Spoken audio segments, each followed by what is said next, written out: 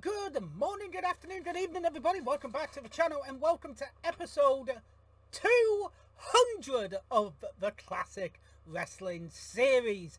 My God, 200 episodes.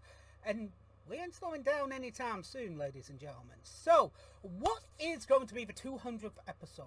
We had a How WWE Should Have Booked. We had the worst pay-per-view I've ever seen in my life.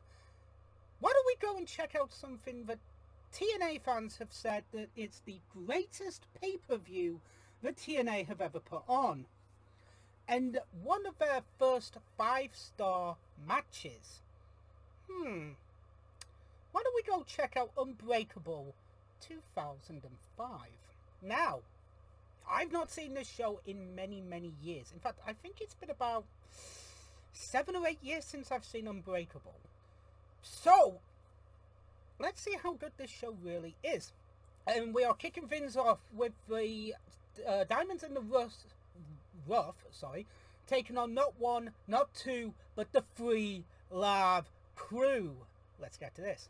So we just had Simon Diamond, David Young, and Elis Skipper of Diamonds in the Rough taking on BG James, Conan, and motherfucking R-Truth of the 3 Live Crew, better known as Ron the Truth Killings in TNA, or NWA. TNA, better known as around then. So, Ron the Truth Killings.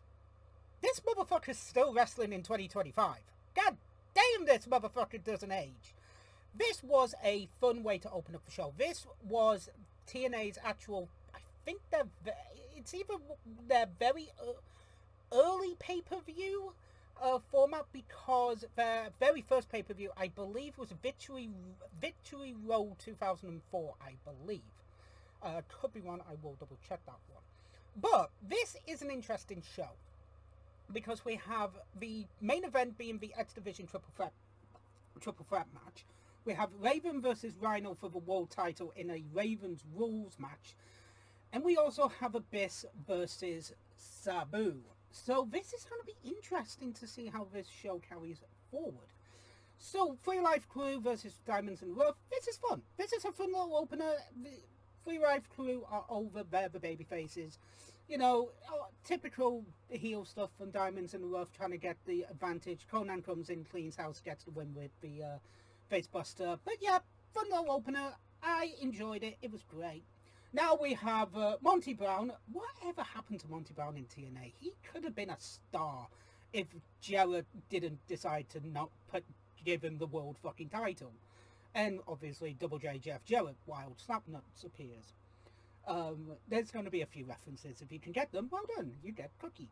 So yeah, we've got these two talking on the pre-show, basically talking about how they are wanting to go for the world title. They're wanting to be Raven. Raven won the belt, I believe, at the last show or the show before. I'm not entirely sure when. Have to double check. But yeah, this is an interesting dynamic. Raven is the unwanted world champion. He saw it in his destiny that he wanted to be the champion. His destiny was fulfilled, and now people are basically buying for the title. We have Hardy, we have Jarrett, we have Monty Brown, we have even Billy Gunn of all people. Or Kip James in this scenario. And also, this is Jeff Hardy in his first run with TNA, not his second or third. So yeah, interesting. Let's see what carries on. Let's see how the show carries on with our next matchup. So we just had our second match of the night. Austin Aries versus Roderick fucking Strong. I didn't know Roderick Strong was in TNA. Jesus Christ. Just for confirmation, Victory Road was TNA's first ever actual full-on pay-per-view in November 2004. Then it was Turning Point in December 5th. Final Resolution, Against All Odds, Destination X, Lockdown, Hard Justice, Slammiversary, No Surrender, Sacrifice, and then tonight on the September the 11th, 2005, Unbreakable 2005, obviously. So just to, round off everything. This was a great matchup. Like, I completely forgot that Roderick Strong was in TNA. So this was fun. Like, they talk about Ring of Honor because at the time Ring of Honor and TNA were working together with talent and stuff. So this was just a great overall matchup. It was really good. It was fun. And Austin Aries wins with the Brainbuster 450 combination. But yeah, great matchup. Really, really entertaining match. Like, if you have, I'm gonna leave the link in the description below, either there or it'll be the annotation at the beginning of the review. But this match was good. Like, 2 matches in, and it's really fucking good. So now we have Monty Brown and Kip James talking, because they're about to be in a tag team match. So let us see who they are facing, shall we? So as well, we just had a promo for Bound for Glory 2005, obviously, TNA's biggest show of the year, and I recognised the voice from. I was just minding my own business, and I was like, I recognise that voice. Who's doing the promo for the actual show? It's Barry fucking Scott. It's Barry Scott. He was in Ernest Goes to Jail and Ernest Scares Stupid. I didn't even know. Like, I completely forgot about that. He also did. I believe he was also a voiceover artist for the NWA, the NBA. Sorry, the National Basketball Association, and he also did stuff for TNA as well. I completely forgot about that. Wait a minute, I completely forgot about Barry Scott being in part of the show. So anyway, a bit of a fun tidbit for you. So we've got Lance Hoyt and Apollo. It was supposed to be Sonny Siaki and Apollo, but Sonny Siaki suffered an injury to the throat by Kip and Monty Brown, so that's why he's not in the match. So let's see how this match goes on. So we just had Kip James and Monty Brown taking on Apollo and Lance Hoyt. This is actually a fun little matchup. I'm not the biggest fan of Lance Hoyt in TNA, but he was really good. He was actually very entertaining. The fans loved him in this day, in this era. He was really entertaining. He was well done. It was well done. The match itself was actually really fun. And even then, even after the loss, Apollo and Lance Hoyt are still fan favourites, of course. So yeah, it was a really fun matchup. It was entertaining. Monty Brown wins with the pounds on Apollo. So yeah, it was a fun, entertaining matchup. 3 matches down, and I've not actually had a complaint yet about this show. Can it keep on a roll?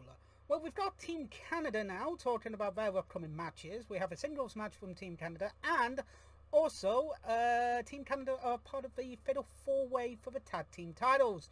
So let's carry on and get to our next matchup.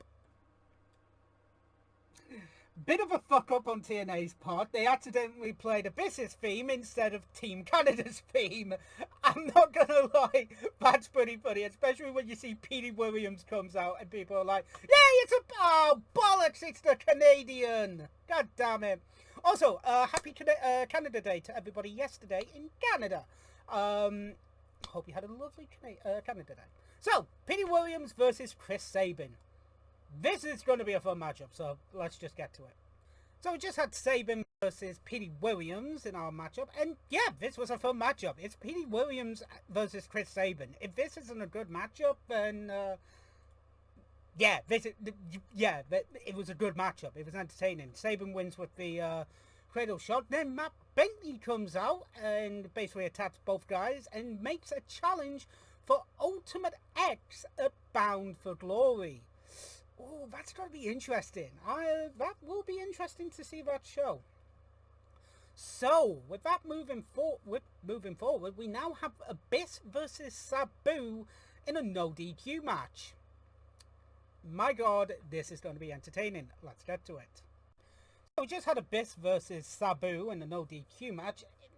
It wasn't really a no DQ match. It was a steel chair, a table, 2 tables, and some thumbtacks. That's pretty much it. But it was still an entertaining matchup. This would lead into Bound for Glory with the Monsters Ball match happening at that show. So this was it was an okay matchup. It wasn't anything good. It was just a match, and that's it's the best it can be sometimes. So Alex Shelley is supposed to be with his partner, Sean Waltman. They won the Chris Candido Invitational Tag Team Tournament to basically challenge for the Tag Team Championships.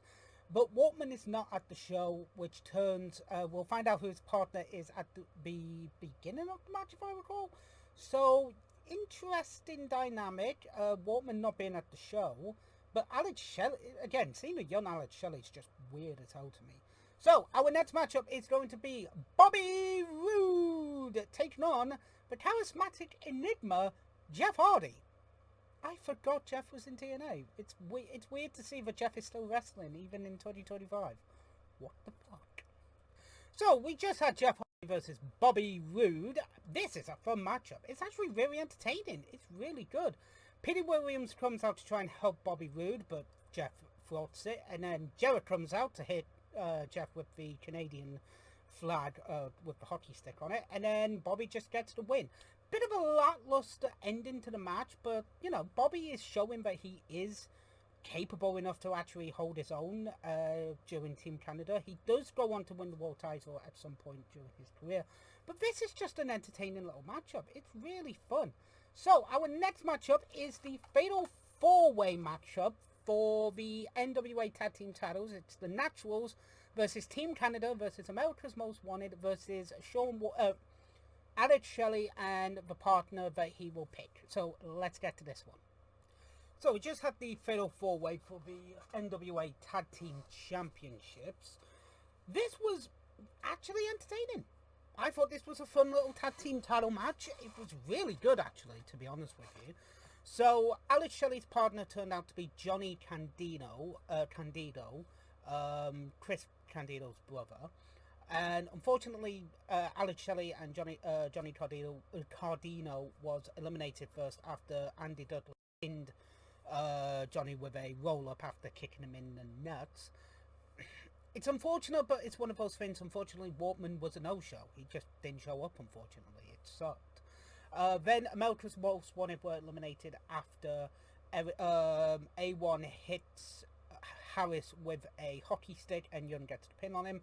Then A1 gets eliminated by Chase Stevens after the natural disaster is performed on A1 by the Naturals, and basically Andy Douglas and Chase Stevens win and retain the NWA Tag Team titles in a fun little matchup. I think it was a good match. It was great. So, our semi-main event is Raven versus Rhino for the NWA World Heavyweight Championship. Also, there were two pre-show matches.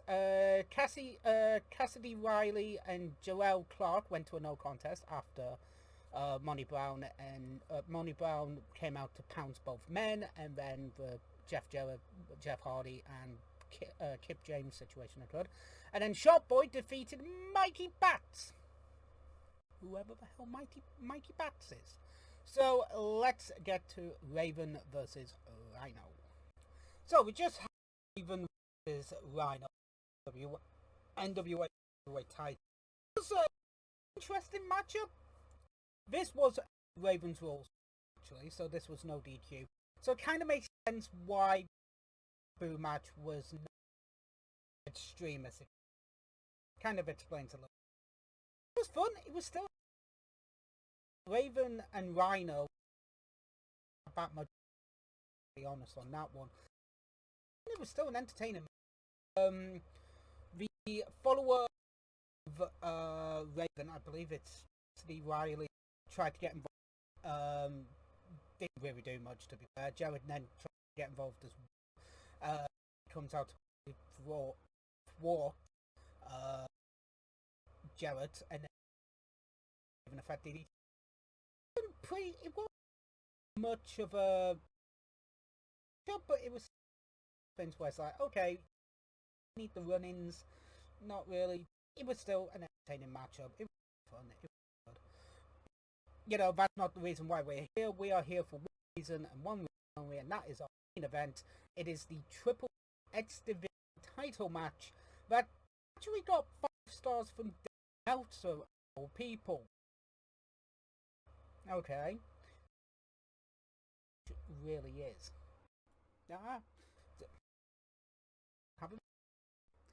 So we just had Daniel versus Samoa Joe for the X Division Championship in the legendary triple threat match for the first main event. This was the first main event that the X Division guys actually competed in, and I'm actually not gonna lie, I kinda actually thought this match was really great. It was a good match. Stars, at the time I can kind of now. I'm not gonna lie, I think it's 5. Hear me out. Start screaming at me. The match is great. Do not get me wrong. It is an entertaining match as fuck. You just don't need the title belt being involved in this. Yes, it's no disqualification. It's the 3 guys. It should just be the 3 guys. It should not be a title. It should just be the 3 guys really involved in any weapon based match. Need a title in this. I understand why. Let Christopher Daniels the advantage. Don't really need that. Maybe underhand by Daniels, yes, but it didn't need a belt. It's still a great matchup. Again, I'm gonna put it right at the beginning of the video if you want to check it out for yourselves. But this is a match. It's entertaining. But that little tag belt incident. But again, it's really. This is a great matchup. No complaints with it. AJ Styles gets comes the new after a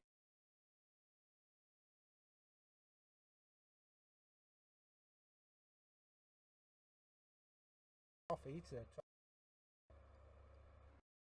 But it's a fun show. It's entertaining. I highly recommend it. So that being said, thank you so much for joining me. So 200 of the wrestling series, and I'll be back next week, episode 201. I don't know where I'm gonna go. Actually, where am I staying tonight? Week TTFN.